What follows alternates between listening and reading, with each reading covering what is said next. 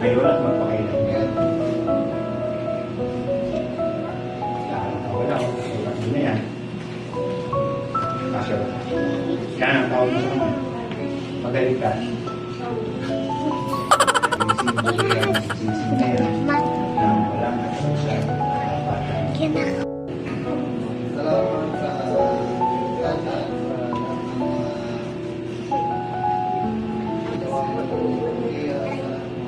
Tinanggap mo ko sa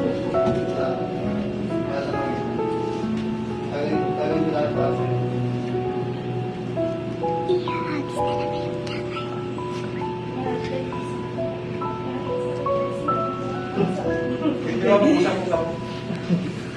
Madami pa ako yung mga Umiiyak.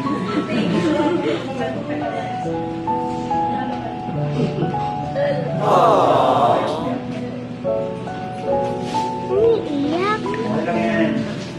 Si Romic naguluhan na ito. Pero pag iiyak, galit lalaki, sisipo na ng dunyay na lalaki. Diba? Meron dyan, hindi na kaya, hindi ayaw iiyak kasi baka mamaya masabihin dito. Hindi, ang tunay na lalaki iiyakin. Pangarap dati siya yan, ngayon nandito sa'yo na. Sa'yo na. At walang masamang umiyak. Kaya niya na simulan ng tunay na tao. Kaya dapat marami naman sa pamamagitan ng pagkakas. Hindi naman porket umiyak, palungkot. Umiyak ka dahil masaya. Yung loob ang iyong pagparito upang alagaan. Ibigay ang iyong buong sarili, buong pagkatao, mahalin, at huwag nang palitan habang buhay. Si Romney.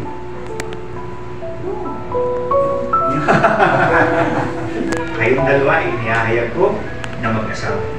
Palakpakan po natin. Pero sa kauna-una ang pagkakataon, mahalikan mo na siya niyan bilang iyong asawa. So, Romney, kiss your back.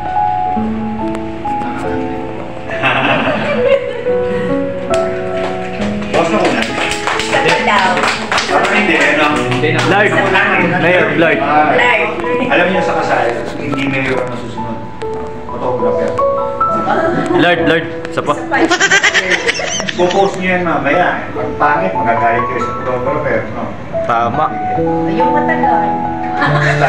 Kami ni Rodney. Okay naman.